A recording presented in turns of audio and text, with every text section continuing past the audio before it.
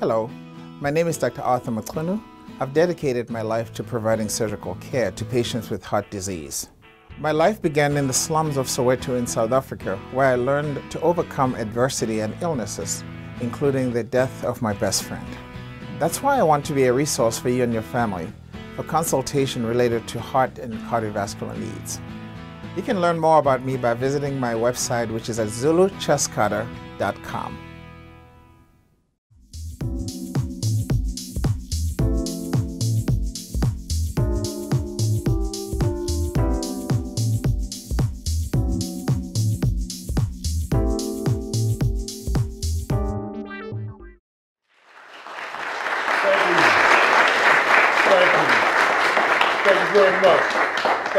Thank you, so kind. Hey folks, welcome back to the Roland GRIMES Sports and Entertainment Show. I'm your host, Roland Bubba Grimes, and as always, I'd like you to put your hands together for my esteemed co-host and resident archaeologist, ladies and gentlemen, Mr. Wilbert Skipper, our own Mr. Self-Empowerment. Put your hands together for me.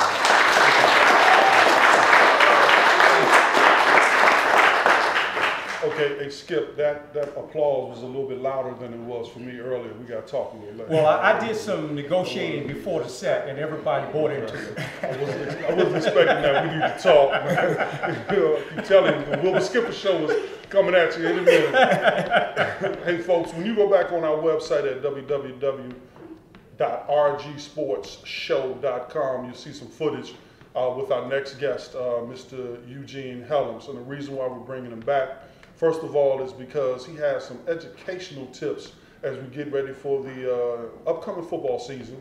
And also want to talk a lot about fitness as we move forward, because we think it's an ongoing thing that we need to continue to accentuate on the Roland GRIMES Show moving forward. So we'd like to re-invite folks, if you put your hands together for me, Mr. Eugene Hellams from Hellams Fitness, Inc.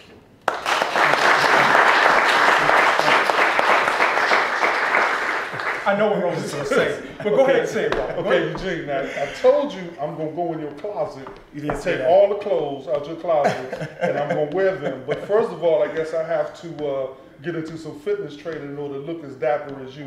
Here's the deal, man. Okay, start with me, because you've been threatening me for like 3 months. 3 months now. I'm going to get you. Exactly. Okay, exactly. So let's start there. When you get me, what are you going to do to me? We're going to take it slow. We're going to take it slow? We're going to take it slow, because I don't want to go hard, and next thing you know, you leave. So we want to make sure we're going to take it slow, do the running, a little bit of lifting. Okay, I already left. I mean, come on, you can't leave right now. That's just too much. When you said running, I was done. Can we walk kind of slow? Walk/run. Okay. Walk/run. Walk/run. Okay, obviously you haven't seen me run.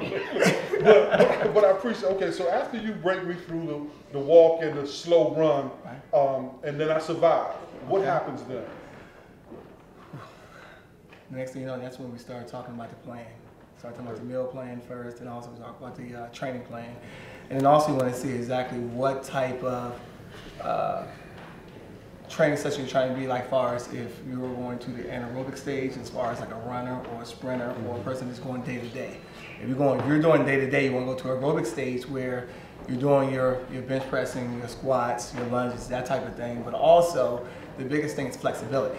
Oftentimes most people don't get the full range as far as running and strength training because they're not flexible. So that's one of the biggest things we're going to be talking about. So you said, real quick, you said training plan and you said meal plan.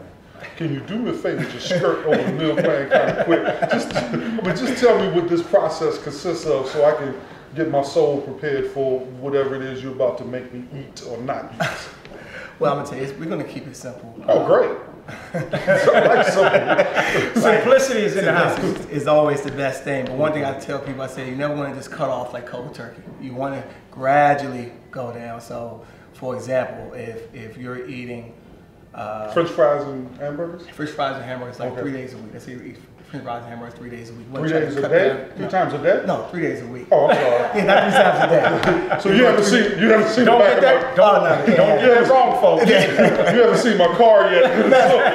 So, inside of my car, belies what you just said. So, well, go ahead. Yeah, we're going to try to condense that down and then also look at some of the replacements that we can put down as far as some of your food portion that you're doing. And then once we do that, then we're going to the training phase. So I can pretty much break it down as far as the nutrition part and the meal part. Now, when it comes to training, Eugene, Right. I mean, we know that women and men have issues. Right. And they want to correct the issues. What is the difference between training a male versus a female? I've always wanted to ask that question and get that out. So folks, men and women, listen to this. This is the huge breakdown. When you're training, I'm gonna start with the male first. When you're training men, the breakdown is that men, their metabolism is by far much higher. So by the metabolism being much higher, they're able to lose a lot of weight faster. Now for the female point of view, since they're childbearing, it's much difficult for them to actually lose the weight. Saying that, they can lose. Okay. Now, one thing I've learned in my studies and my training, I've had a lot more women to lose weight than men. Why is that? Why? No, why? Yeah, tell us why. Consistency. Okay, you just Consistency. stared at me. You stared at Roland. So I'm going to come back. I'm going to come back since you directed that at Roland. And so let me ask you this question. Okay. Are you saying, because I want to make sure I'm correct in this, are you saying that women in this particular case are a lot more focused than men? They're like, right, and the reason why I'm saying it because they do a breakdown. Not only are they doing the training aspect, they also do the aspect as far as the meal plan and watching what they're doing.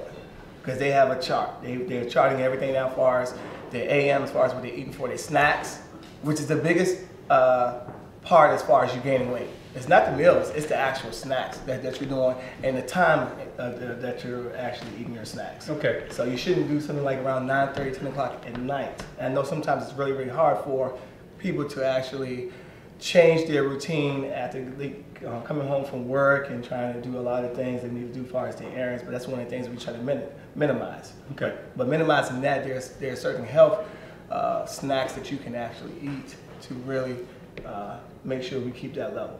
Okay. So when we look at fitness as a whole, if I came to you, which I am going to be training with you in the next couple of weeks. Yeah, you can train. I am training with him, 6'3", 215. Yes, I want to get fit. Okay. So I'm coming. Eugene's Okay. going to be my trainer. So when I come to Eugene, the first thing you're going to do with me when I say that I want to get a six-pack. Okay. Right now I have a minus 12. Minus 12. Minus 12. I don't even know if that's heard of, but anyway, that's what I have. Not bad, but so what are you going to do with me first? I mean, and I'm coming to you and I'm saying, Eugene, I want to not only get fit, but I want to. He's going to do the same thing with you that he's doing with me. Is that true, Eugene? Somewhat, a little bit. It's a little bit different. This is how we do it, folks, on the Roland Ground Sports Entertainment Show. But the majority of what I'm going to be doing with you is going to be the same that I would do with most men. The first thing I ask is that, are you an athlete or you're a past athlete? That's a big difference in change as far as working out. Because if you're a non-athletic person, now we have to go from the ground up. One of the things that if you're an athlete, your body has muscle memory. So although you may not be able to see it physically, once you start doing it, then it starts to kick up with the old habits. So that makes it easier for you to go out there and work out. Secondly, what we're going to do is that, of course, we're going to do the nutrition plan as far as breaking down as far as what you're eating, putting you on a supplement if needed. I'm not a real big person on supplements.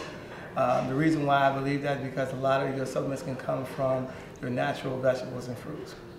There's sometimes there where if you need more, like a sprinter may need more supplements because they're exerting a lot, we will give them supplements for that. But for a person that's trying to work out, your vegetables, your egg whites, your lean meats, make sure they're not fried for the most part. You can eat fried food, but just make sure you keep that at a minimum.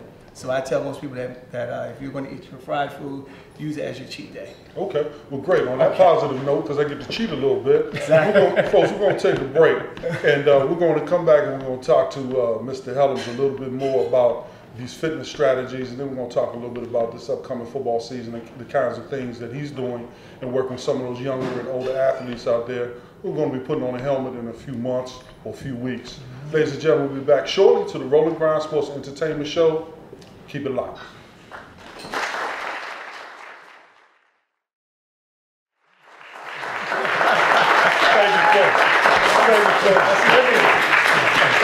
All right, this has to be the best applause we've ever had.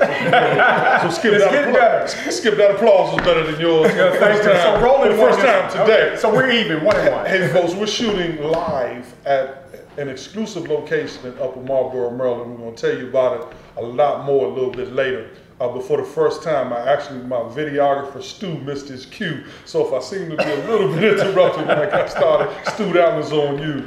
Hey folks, welcome back again to the Roland GRIMES Sports and Entertainment Show. I'm your host, Roland Bubba Grimes. We're going to pick up where we left off with Mr. Eugene Hellams. We're going to jump right into it. We're going to hope that Eugene doesn't either insult me or jump on me while we're sitting here. We'll see where we go with it, because he's still trying to get me to train with him.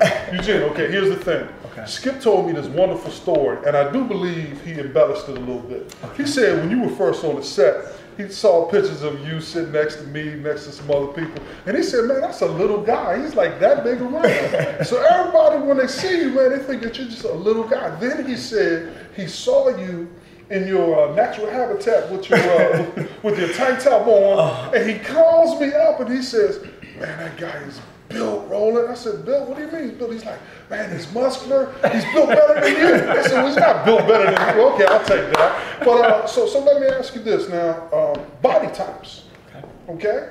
Because to me, I have a body type that everybody should want. Okay?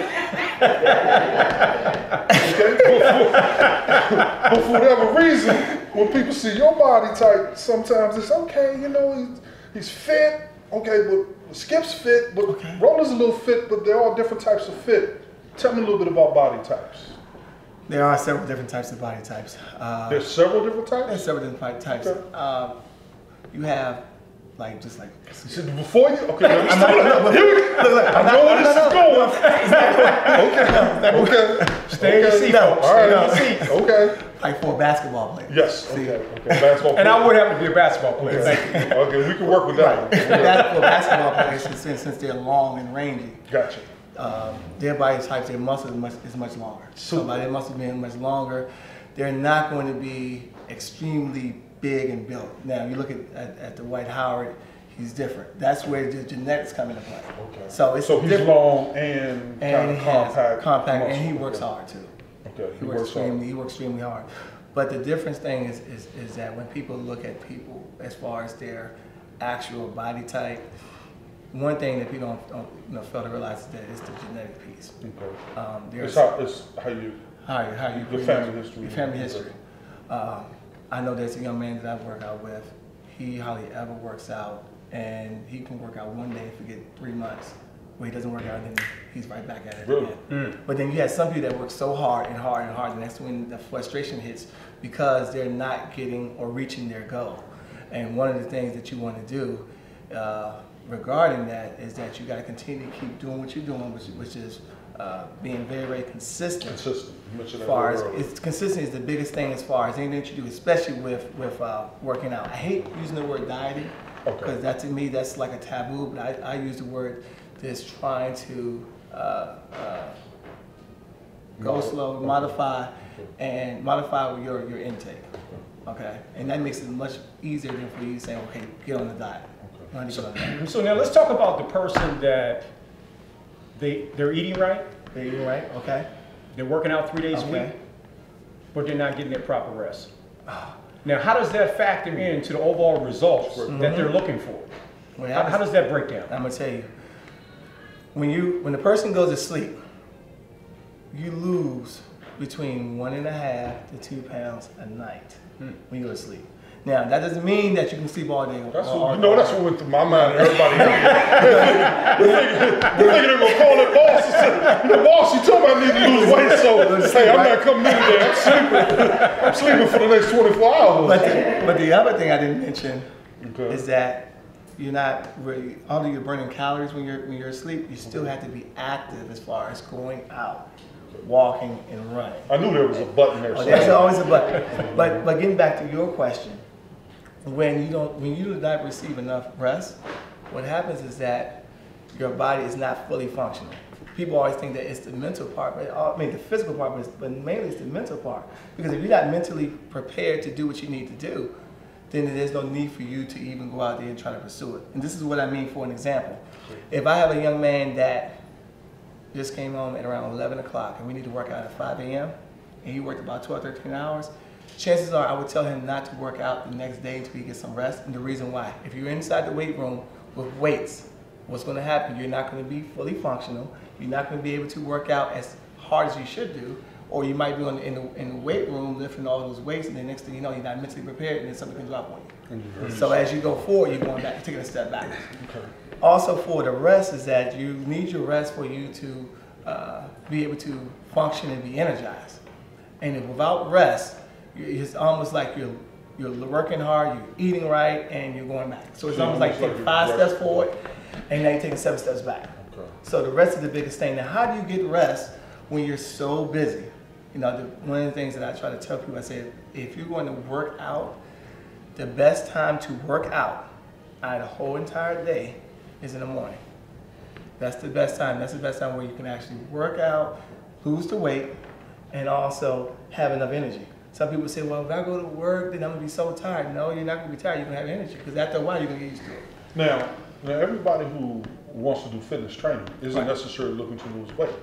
There are some people who want to Tone. pack on muscle. Mm-hmm. You know, I know some people who want to expand their derriere. Right. I know people who want to shrink it. You know, You might want to explain to folks what derriere means. y'all, get your thesaurus, look at it. So, you know, I mean, and then you have some people who may want to just change body parts or get that 12-pack that Skip was talking about a little earlier. Try to do some things so they can fit certain clothes a little better than they have been. So we always talk about losing weight in terms of fitness, but on the other side of this, there are those who may want to get bigger, may want to get stronger, or may want to change their body parts. How do you assess and approach each one of those kind of scenarios? Okay, for the first thing I'm going to tackle is the 9-to-5 person that wants to stay toned and make sure they have a good amount of health inside the system. The first thing you should do is that if you haven't started walking, make sure you walk. You want to at least, if you're walking, at least walk about 1.5 to 2 miles per day. Per day, at least. Okay, then you want to make sure you stretch. That's the biggest thing that you need to do. A lot of times, oftentimes people do not do that and they skip and go right into running or walking into strength training. The other thing you want to do too is when you're working out, you have to put yourself in if you want to get toned, you got to understand that you can't go and do 10 reps and 8 reps at heavier weight, because that's when you're going to start getting massive. So you want to go from 12 to 15. Now this is very, very important. 12 to 15 on average for a male. 15 to 20 to 25 if you're a female. Why is that? On the weights. On the weights. Okay. No, why is that? And the reason why is because for women, since they're trying to get toned, for the most part, it's harder for women to get toned. You want to go additional repetition to make sure you're able to get the level that you're trying to accomplish. Okay, Skip, Eugene, we're going to come back in a second. We're going to take the station break now. Many of you folks have your own personal trainers out there. I'm sure there are some people, even in the audience right now, who do fitness training. And of course, some of their strategies and some of their mechanisms may be a little bit different than what you're hearing right now. So there's no, there's no quick fix, and there's no one formula fits everyone. What we're doing right now is just cover some perspectives, some things that you can kind of incorporate into your portfolio, see what works for you, and then go from there. But again, you can come to our website, connect right with Mr. Eugene Hellams directly, ask him some questions and see if he can give you some responses that would be helpful to you. Again, Roland Grimes from the Roland Grimes Sports Entertainment Show will be right back at you in a few minutes. Thank you.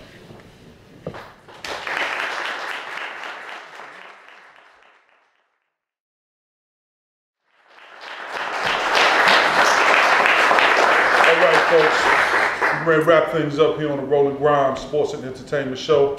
With my, of course, co-host, Mr. Self-Empowerment, Will Skipper, and our guest for the day, Mr. Eugene Hellams from Hellams Fitness, Inc. Eugene, you play football. Yes. Football season is upon us. Hey, folks, when you go to our website, we have a great thing going on now. We have a relationship that we built with the NFL media, and you can follow your favorite team all through the season on the Roland Grimes Sports Entertainment Show website. tell us a little bit about this football thing. Now, you have these changes going on. Let's start with the most controversial aspect of this game, as I understand it right now, concussions. Now, when I played, we just said we got our bell rung. We saw stars. Right. I mean, obviously, to play football, your elevator really can't go up to the top floor anyway. When you start talking about playing Division I football, pro football, you know, if you're a little unstable, that actually helps a little bit. Okay. Yeah. So, you know, I've never been accused of, you know, being in my right mind ever. So having said that, all right, the concussions. I mean, what are your thoughts on all that you're hearing about them, and why is it a big deal now, more so than ever? I believe that it's the educational piece, as far as looking at so many players that are actually getting hurt because of concussions. I can think back that of my high school year when I was at Roland. I got a concussion when, I want to say during preseason. I had 3 concussions. So by me having 3 concussions, I understand because the third one was like the most serious one out of all of them. But I believe having these tests helps the athlete out, because you don't want any player on the field that's hurt or can actually maim themselves for the rest of their life. When you say tests, what are you referring to? They have, before the season now, for college, high school, and also in the pros, they have a test where they have to go check their eyes out, also check the like a CAT scan to make sure everything is running properly before you go on the field. If an athlete gets injured while he's on the field, football players specifically, they will have to get tested by a physician before they're able to be released back on the field, and that's the main part. So by them having so many players getting injured, especially in Pop Warner, Boys and Girls Club football, those are the ones that you have to really pay close attention to. Look, now, Skip, Eugene, you know, not to sound very Neanderthal, but call a spade. You know, I'm interested and I'm down for cautionary measures that's going on right now, and I want to see people healthy. But this is not the game that I grew up with. I mean, the biggest deal was, okay, helmet-to-helmet contact. Well, that's why you wear a helmet, so it's not head-to-head contact. So, you know, you're running the football, and I'm coming to tackle you, and I'm aiming, and then you go down, and then we have helmet-to-helmet contact, and all of a sudden I have a penalty. You know, so I'm trying to figure out, how do you play this game without involving your head and making head-to-head, helmet-to-helmet contact? It's a penalty now almost every time you turn around. And I'm trying to figure out what happened to the game that I played, because it doesn't look like it did 20, 30 years ago. The biggest word that everybody's going to use from Commissioner NFL safety. Down, safety. They want to make sure that all the players are protected, and that's one of the reasons. But I mean, okay, so that's like going into, to me, okay, that's like going into the Army and you're on the front line. Okay, we can talk about safety all day long, but bullets are flying. Okay, so in football, by nature of the game itself, you have massive bodies running into each other 1,000 miles an hour. How can you build safety? Those two terms seem to be diametrically opposed to each other, safety and football. Right. Well, you have to have the safety, because now, since they have so many players that are getting injured, they don't want to have it to be a liability for the school, and also. Okay, so this is where the issue's coming in now. It can be a liability for liability. Now, that's why they have to make sure that they run these tests and do what they need to do. But secondly, the part that most people don't realize is that during 25, 30 years ago, we didn't do strength training. We didn't do speed training. See, these are the factors that most people don't factor in. So now you have a player that's 235 pounds that's running 4.3. You have another player that's 245 pounds running 4.4. Now when they hit each other, the impact is much greater. And why are we having that? And so you got to look at it as far as from the TV, as far as they want bigger, faster, stronger. And college coaches, high school, they want them bigger, faster, stronger. So bigger, faster, stronger means greater impact. Greater impact, and therefore having greater impact is that you can have damage long term, because sometimes you can have a concussion not even know it, and then it can affect you long term. You know, and we're going to keep going for a little bit longer. We're going to pass our breaks. I'm going to tell this quick story. Now, tell me what happens today, and tell me if this story sounds familiar to you. No, Okay. From your days of playing football. So Skip, we're playing University of Nebraska, and quite frankly, we're getting beat 48-0.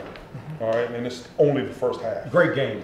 Yeah, for them. Okay, so I get inserted into the game, and it's about 2 minutes left in the half. I catch a pass, I take it 20 yards. I was a running back. Catch the pass, take it 20 yards, and I hit this guy. I hit him so hard that let's see, 75,000 people in the stadium. 74,999 people stood up and said, "Wow," because the hit was so bad. Okay. However, it was 75,000 people in the stand. 74,999 got up and stood on their feet. And guess who the one person was that didn't get up? No, me. Not the one I hit, me. Okay. Now he got up, he ran behind the bench and threw up. But I'm on the field, and I'm telling you, it felt like somebody put me on fire from my navel to my noggin. All right, everything was burning, and I couldn't move. Right. I couldn't shoot. I couldn't feel my fingers. I thought I was paralyzed. Well, when they got me off the field to the sideline, the half ended. Second half began. Well, not only did I have to play the second half, I started and played the entire second half. Now, the next week, I actually moved up to the first team because of my quote-unquote valor in that situation. Right. Now, take that scenario back then and apply it to today. What happens today in that same scenario? That same scenario, if you go head-to-head contact in the NFL, you're going to be suspended. And depending upon how the commissioner sees it, it could be either 1 game, 2 game, or it can be up to like 6 or 7 games. Okay, so what happens to the guy that gets those burners and he has to sit out the rest of the half? Is he going to start the second half now? The one that was me. Oh. The one that was hurt. Well, Is he going to get to play in the second half? Right, he will get to play in the second half, providing, depending upon what the referees see fit. That's the other thing too, because they feel as though that it was. What is the problem? What about those trainers? There's a problem there. What about those trainers that are supposed to pull us off the field? Right. If I cannot feel my arms. Now, if you can't feel your arms, and that's when they will pull you out the field, and they will wait until you're physically ready. They're not going to go by what you say. See, oftentimes players would say that they're ready. Right, because I want to start the next Right, one. because now you have the adrenaline pumping too. Okay. Well, let me interject for a second. Okay. Because I know you're enrolling the football players, and by the way, they play football, I play basketball, 2 different sports. But here's my take on this. Don't know if you're going to agree with it. I think the problem when it comes to the concussions, first of all, you have too much internal booth.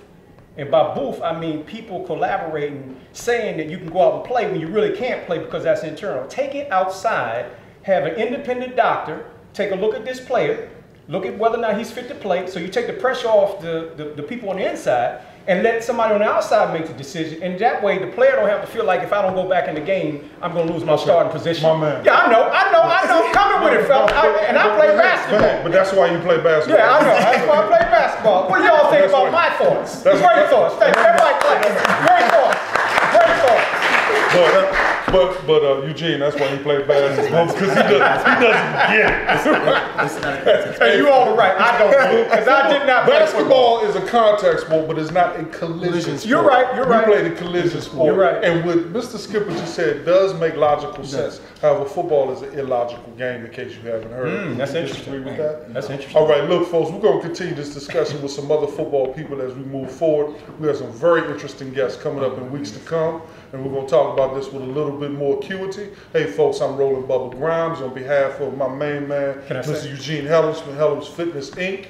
And I just want to say, folks, please go to Hellams Fitness website. You can go to our website, www.rolandgrimeshow.com. He's there. He's on the first page. You will see him. Check him out. He will work you out, and you'll get the results that you need. Thank you. On behalf of Mr. Self-Empowerment, Wilbur Skipper, I'm Roland Bubba Grimes. We'll see you next week. Roland Grimes Sports Entertainment Show. God bless.